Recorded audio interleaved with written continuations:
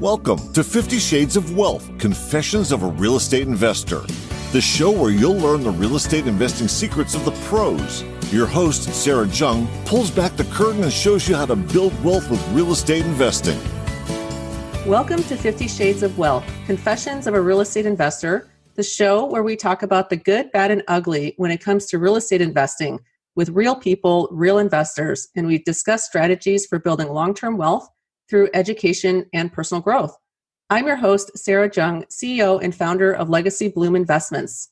Today, I'm super excited to have with us a special guest, Kimberly Marie. Kimberly is an investor and a doctor of physical therapy in Indianapolis, Indiana. She has created a successful real estate business that has grown from single-family residential flips to buy and hold and now multifamily commercial apartments, all while working as a physical therapist. She is a conservative investor and relies on her background in the residential arena, from construction to neighborhood analytics to making informed buying decisions. Kimberly is the primary decision maker and first step in vetting all of the business operations, including her acquisitions, dispositions, as well as investor capital contributions. So welcome, Kimberly. I'm so glad to have you on my show today. I'm super excited. Tell us a little bit about yourself. How did you get into physical therapy? Yeah, so physical therapy kind of goes way back in my life. I was a tennis player all throughout college at a D2 school, and I just kind of had injuries all throughout in my training. And so, of course, I have the orthopedic background just by my own injuries. But when I was away at a tennis academy when I was 16, I was literally out in California by myself at like a boarding school for tennis. And a close family member of mine, my great uncle, had a stroke. So I flew home to be with him and support the family. And when I came home that summer, I started volunteering at all the different nursing homes that he was at as he was rehabbing, because the first 3 months of rehab after a stroke is the most important. And they'd have to change homes intermittently just for whatever reason, mostly insurance. And I would be the little high schooler behind, like walking with the wheelchair, spotting them. And when he would switch facilities, I would notice a difference in how he was doing. So he would be walking at one place and then he'd switch and he can't even stand up out of a chair 2 weeks later. And I was like, that's the physical therapist's fault. Like they're obviously like not super engaged and love PT and love their patients. And so I was like, man, I want to do this because it affects not only the patient, but the rest of the family supporting them. So that's how that started. So it sounds like you were very passionate about that, and good for you for getting into that field.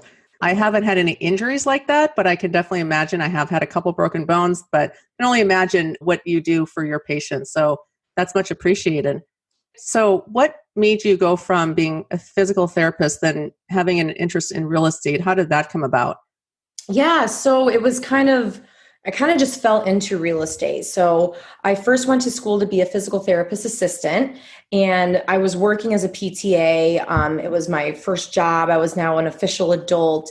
I was 23, 24 years old. So I was like, okay, well, I'm going to buy a house. So when I bought my first house, it was in a gentrifying area of Indianapolis. And I was a typical retail young woman buyer. I was like, oh, am I safe? Like who's my neighbors? Like who's that house that looks like it's falling over? And so it was my realtor at the time who actually was like, listen, have an open mind. Like this is investor owned over there. Like, don't worry, it's all going to change. So I ended up buying the house, and I really just fell in love with the house itself rather than the neighborhood. And I like broke my lease at my apartment 6 months early and was, like, okay, here we go. So because of that, I was like, well, I still kind of like the house shopping part of buying a house. And so I just kept shopping in my neighborhood only. So I was like, well, I'm just going to see who's around me. So that's when I was walking the neighborhood and would see a bad house that was on the market, sell for $50,000 or whatever. And then 6 months later is on the market for $250,000. And I'm like, huh. Wow. And so then I walked that done house after I had walked it when it was all burnt down. I was like, wow, like this is crazy. And so I kept seeing that happening all around me. And at this point I had decided, hey, I think I want to go from a physical therapist assistant to a doctor of physical therapy, which would be an additional 3-year program. At this point, I had already paid off my first round of student loans for my bachelor's and my PT assistant license. And I was like, man, how am I going to pay off another $100,000? Because I sat there and calculated it out. And that was right when I was looking in my neighborhood. I was like, oh, I think I'm going to flip a house and I'll see how this goes. So from there, I just kind of stumbled upon the house that I bought at first to flip. And it was a complete rebuild. It was burnt down. It was terrible. It was a little bit outside the neighborhood line at the time. And so everything was a little bit pushed. But at that point, I felt so comfortable with the neighborhood. So I was like, oh no, I'm really confident. I really know that I can do this. And so that's kind of how it started. I just kind of did it all throughout my doctorate program. Wow. Good for you. And how did you find the contractors and the work that was needed to do your flip? Did you already know people in the area, or did you have to kind of go out and do some networking to build some of those relationships? Yeah, so that's been the hardest part. I think just finally, like last year, I figured that out. So I've been doing this for about 4 or 5 years now. And this is now my fourth contractor. So the first one did fine. He just didn't communicate very well. And then I was like, well, I want to have someone I have a better connection with. And then the next two, just the projects I was doing was way too much for them to handle. So then I was like, well, this doesn't work either. So now the person that I'm with now, I think it's really mutually beneficial. I feel like I'm really helping them and they're really helping me as like a partnership, and we're like growing together and our goals align and they do great work and I trust them. So it was kind of like a trial by fire, figure it out as you go. But I ended up finding them just in the area because I would be walking around a lot and I'd see the signs and I'd see people on site and like, oh, they do good work. People are reliable over here. They're always on site. And that's great. And I think that, a lot of us go through that. We have to kind of go through a few bad ones to get to the good one, right? So exactly. and finding a good partner is very difficult to find sometimes on many levels. So how did you go? So you were flipping homes, and then how did you go from that then going into multifamily? And how did you get interested in multifamily to begin with? Yeah, I really wish I skipped right from flips to multifamily, but I didn't, knowing what I know now. But as my goals continue to change, because I was 24 when I started. So you were very young. Yeah. It was right. I decided to go back to school, and my goal at the time was I need to get $100,000 as quick as possible to pay off my student loans. Then once I started getting into it, I was like, wow, like this could be a really great side hustle. I really figured it out, at least in this neighborhood. So, and of course, as I just said, I had issues with contractors and this and that. So I was very, very hands-on. It was on site almost every day, on phones, like walking through, making sure things were being done. And I just didn't really want to babysit anymore. I wanted to be more hands-off the older I got. And not to mention, my program was extremely mentally draining. Like I was driving back and forth from Findlay, Ohio, in the middle of nowhere from Indianapolis, like 3.5 hours, because our class was all day Friday, all day Saturday, every other weekend. So I'm packing, staying in hotels, studying. So it was a lot to be all over the place, literally. And I understood my area really well. And at that point, I said, I'm going to look for rentals, something that I'm going to work really hard now to close it. And once it's closed and once the tenant is placed, I can sit back. So that's kind of what I transitioned to. So I started buying single family homes in the areas that I was really familiar with and in my own backyard, basically. And then once I got my first duplex, then I got another duplex. I was like, oh, I'm getting double the doors for the same amount of work to close. Sure. What if I did that for a 10-unit building? What if I did it for a 20-unit building? What if I did it for a 100-unit building? So that's when it kind of turned my brain on to, I can do the same amount of work, maybe a little bit more for a lot more return. So that's when I started reading more multifamily books, listening to podcasts, trying to network with those multifamily people and really trying to educate myself to get to that point. So it was kind of just like a slow transition towards that.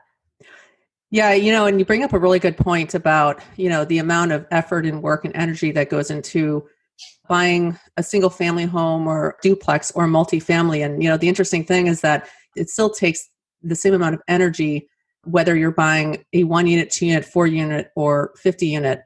And so to maximize your time and to be efficient, it definitely makes sense, to start scaling up that way. So that's an interesting point, because sometimes it's those smaller deals that actually can take more time and energy than it's worth. That's exactly what I found. And I think once I realized that, that's been the biggest limiting belief, I think, when I first started, because on a single family home or a duplex, it's just economies of scale. Like to take 10% of that and give it to a property manager for someone else to handle your headaches is a big chunk for a single family. Sure. Versus if you have 50 doors and one roof, it's like, oh yeah, that's nothing. And I would much rather do that. And my biggest holding now is a 23 unit. And I've managed all of my single families by myself. So I have about like 10 or so single family doors still that I'm still managing. And it's always the biggest headache. Like if I get a text message, I'm like, oh my gosh, their toilet won't flush. I got to go over there right now. And it's like, oh, like the biggest issue. And it's just like, oh, because I feel like if this were me, I would need this done right now. And oh, so it just sends me into this like immediate panic. Like, oh, okay, I got to text this person right now. I got to figure this out. Versus my apartment, I'm like, I don't even know what goes on with that. Like I have a monthly report sent to me, and then I set up like a quarterly meeting, and everything's great.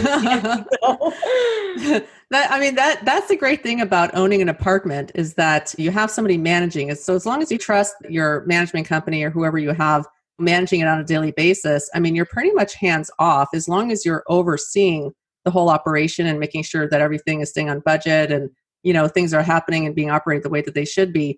Whereas on your single families, if you're self-managing, it can be a lot of little things that come up that really can eat into your day if you're managing your tenants and doing that directly.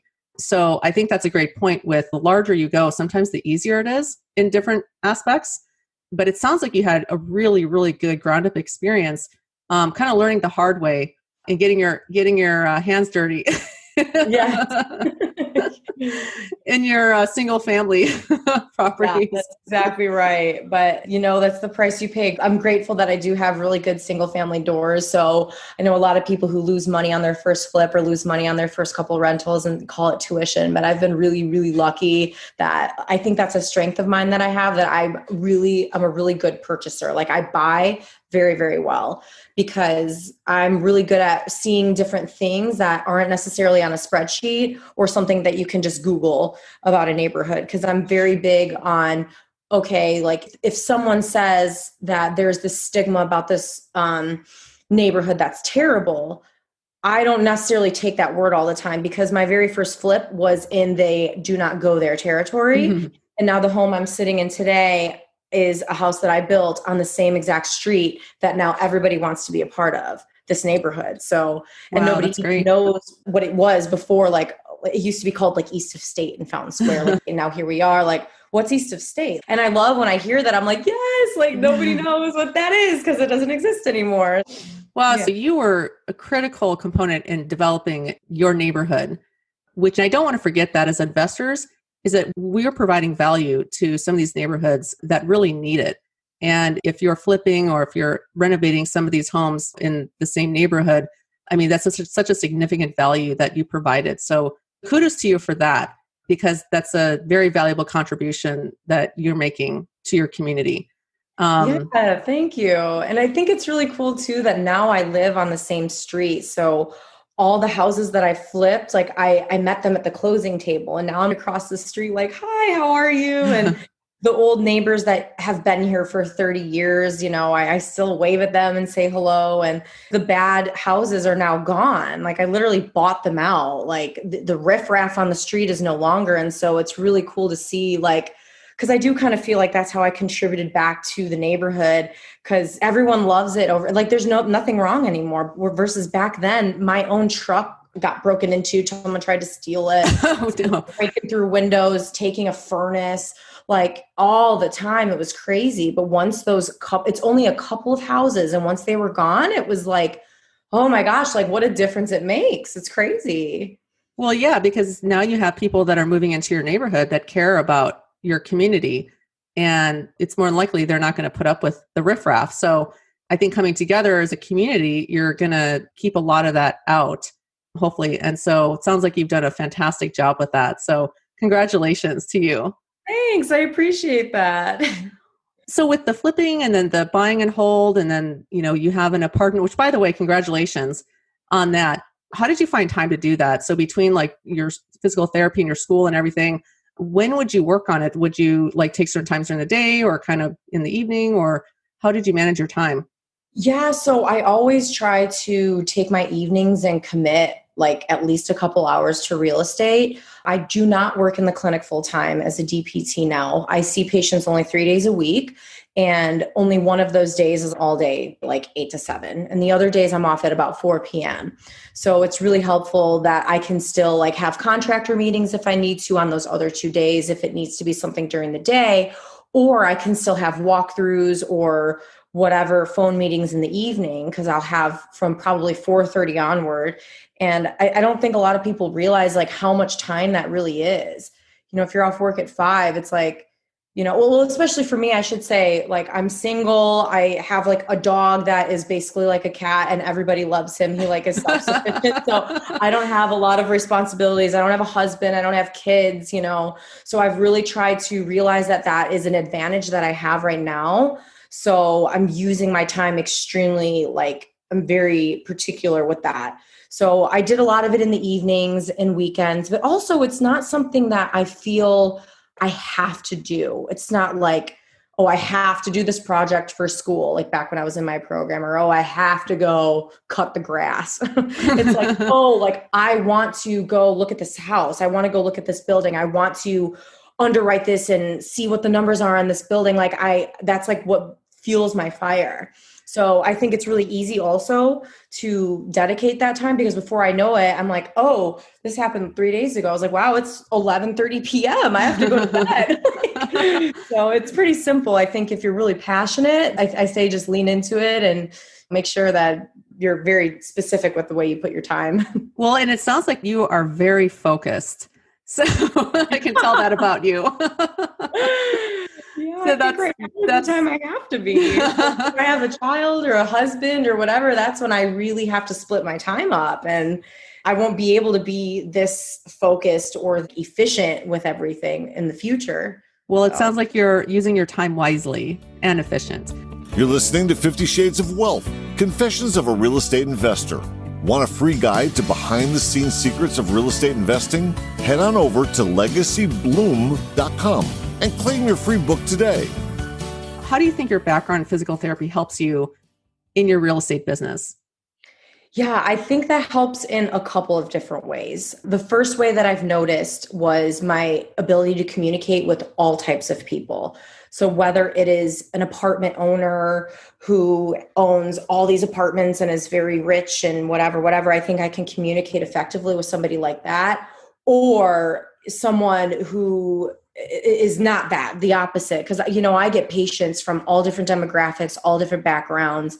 I'm actually a float physical therapist for 18 different clinics in 2 different regions. So I never know who my patients are, and I have an hour to have them trust me with their hurt body part. And they're like, I don't know this girl. She's not my therapist. You're not touching my neck. And so I have a very short time to trust them. Like, okay, no. I read through your chart. I understand your neck issues. Like, just trust me, just relax. And, you know, like I'm very good at communicating with them to let people trust me. And, you know, by the end of the session, they're always like, oh, like, when's the next time you're back? Like, am I going to see you? So I think that was number one, just communication and being able to read people very easily after doing that all these years. And then the second way is that being a therapist, I think a lot of people like to chat, and I don't tell my story to them. Obviously, you know, I'm a PT in the clinic. I run a real estate company.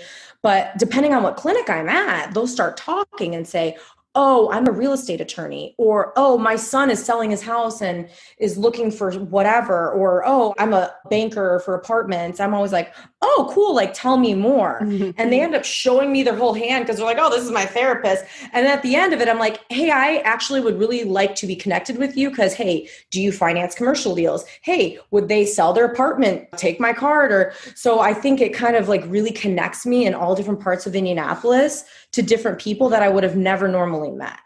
And that's such a great skill set, is to be able to communicate, because in real estate, I mean, you're dealing with so many different types of people, whether it's vendors or contractors or tenants, property managers. I mean, it's there's such an eclectic mix of people that you're dealing with. So for you to take that experience and be able to build rapport with somebody very quickly and be able to, you know, build a trust relationship in a very fast amount of time is really crucial. And so it sounds like that's really giving you a lot of benefits to taking your real estate business off.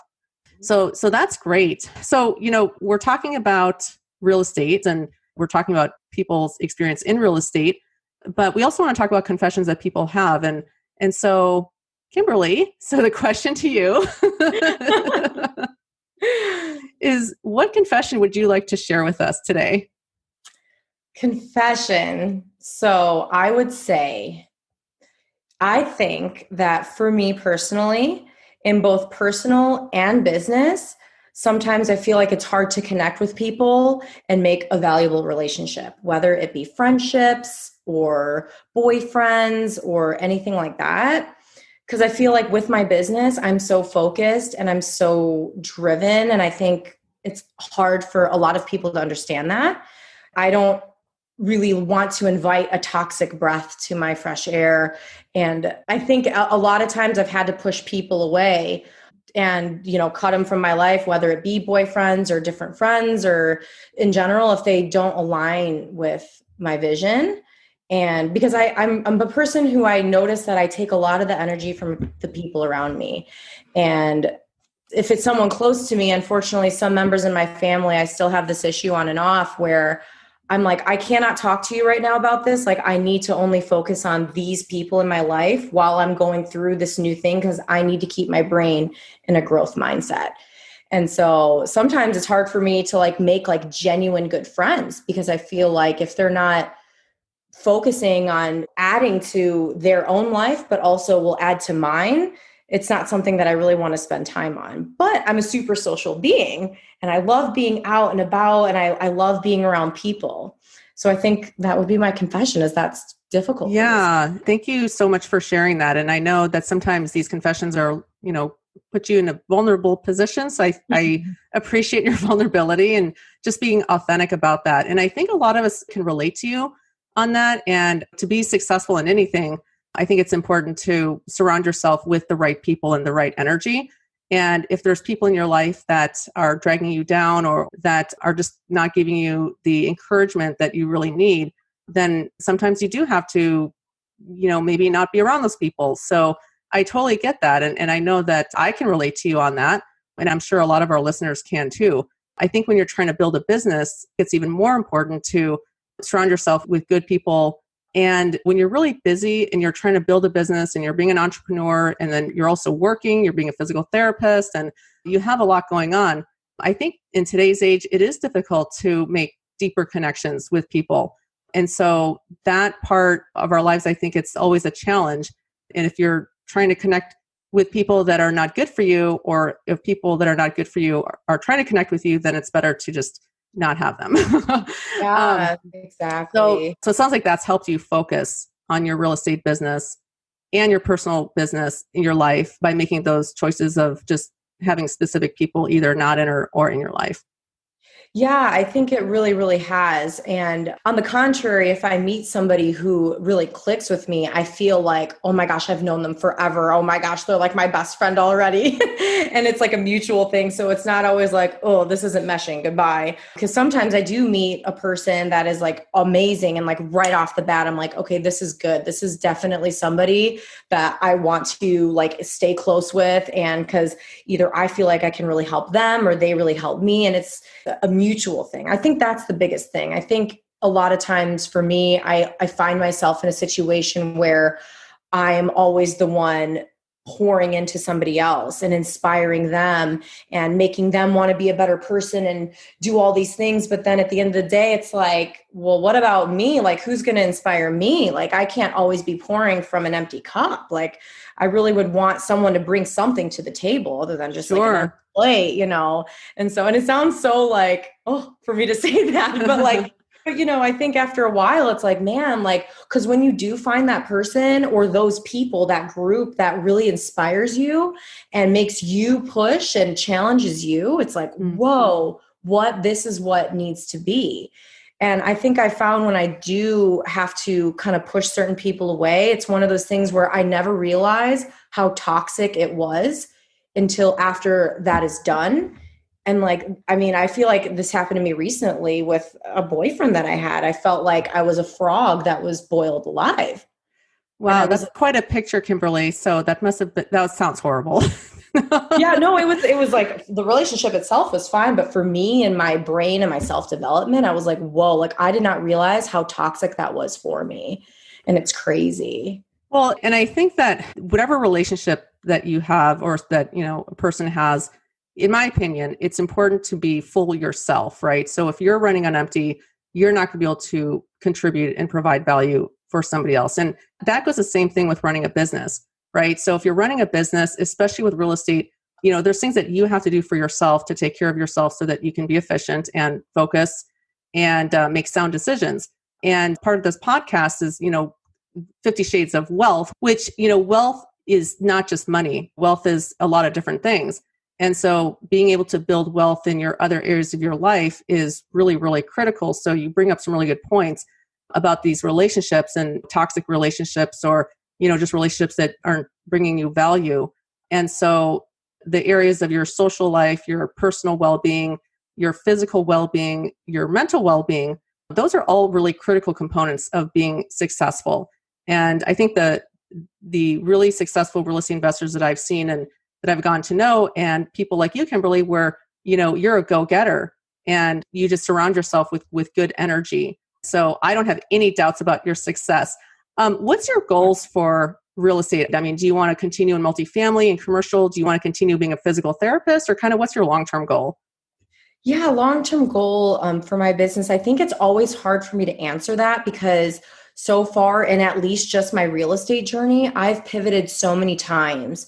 And so, because I started in flips and then single family rentals and now multifamily commercial. And every time I'm super 100% in that. And I'm like, oh, this is great. This is what I'm going to do. And then I'm like, oh, but this is better. So I'm going to flip this now. So will I pivot from multifamily commercial? Who knows?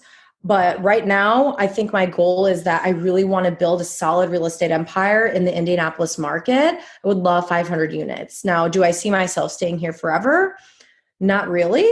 I'm originally from Chicago, so I love a big city, but I also hate the cold and it's freezing in the winter here. I can relate to that. I'm from the Midwest too, so I spent a lot of time there in Chicago. Yeah, there you go. And now you're out west, so I don't blame you. So, I don't know where I'll end up. But I think right now it's for me to focus on like those little details. I think it'll just be distracting for me. So I just want to continue to build my real estate empire. I would love to have 500 units in Indy in the next 2 years before I felt comfortable like moving somewhere. But also I do love PT. And I did go to school for like 8 years to be a doctor of physical therapy. And the company that I'm with right now is extremely supportive of my schedule and being flexible with my 3 days and all that. So I think eventually it's going to get to the point where I can't do both. And I'm going to have to dedicate way more time to real estate as I get because right now I have about 40 units.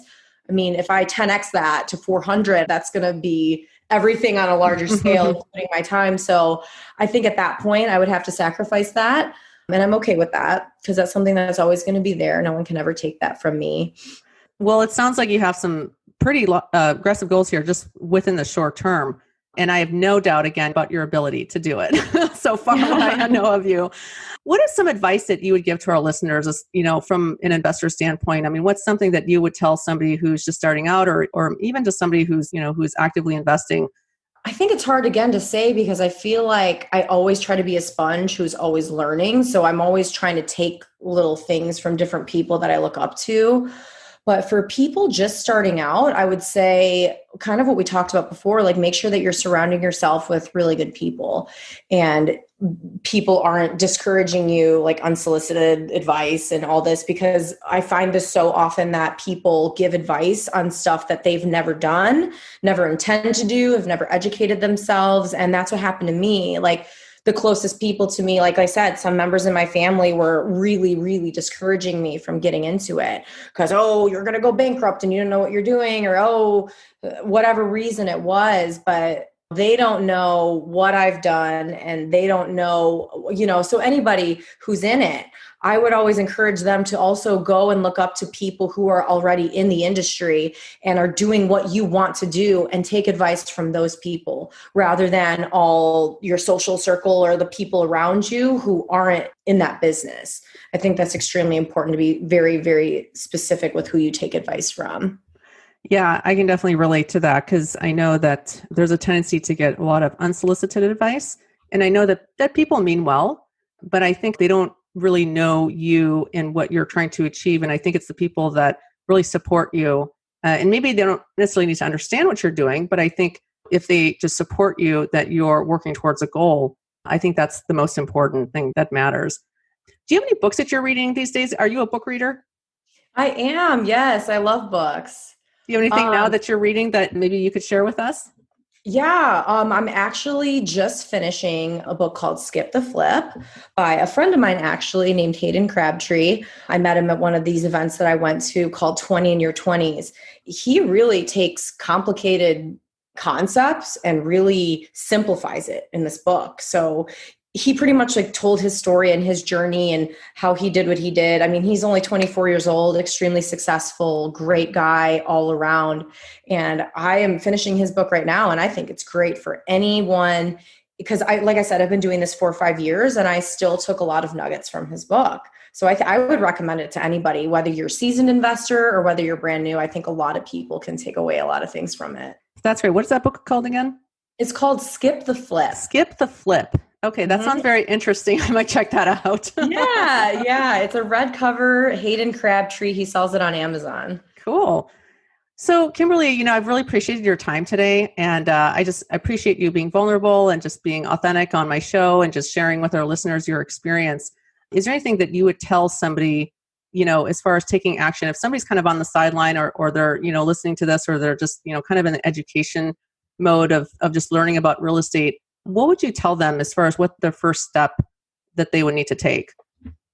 Yeah, I would say the first step is figure out what you want to focus on in real estate and then educate yourself on that and be super specific and very focused on whatever that is, because I think it's easy as a new investor to get really distracted by all the noise and, oh, this person's over here doing wholesaling or this person over here is doing turnkey rentals and this person's doing multifamily commercial. But block out all the noise. Think about what am I good at? What do I want to capitalize on as far as myself and how I can take my strengths and put this in the play in real estate and just figure that out.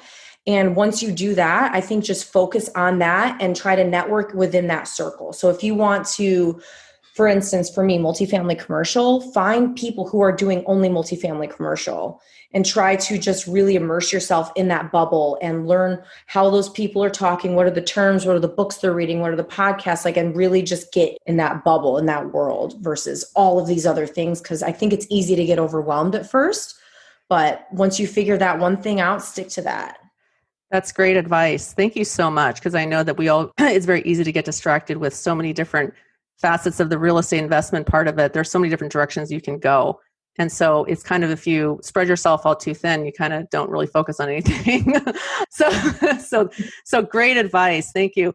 Kimberly, it's been such a pleasure. How can we reach you? How can our listeners reach you if they have questions or if they want to reach out to you? Yeah, so they can send me an email at kim@reddoorrenovation.com, or they can follow my social media. I'm on Instagram at Kimberly Marie 920. Fantastic. Thank you, Kimberly, so much for being on our show. Thank you, everybody, for listening. If you are interested in learning how to passively invest in multifamily real estate, please visit our website at www.legacybloom.com. Thank you again, everybody, and signing off till next time. Thanks for listening to 50 Shades of Wealth, Confessions of a Real Estate Investor with Sarah Jung. Make sure to visit us at legacybloom.com, where you can join our investor club and grab a free copy of Sarah's latest book. And if you like the show, don't forget to leave us a quick review. Be sure to tune in next time as Sarah pulls back the curtain once again and shares more Confessions of a Real Estate Investor.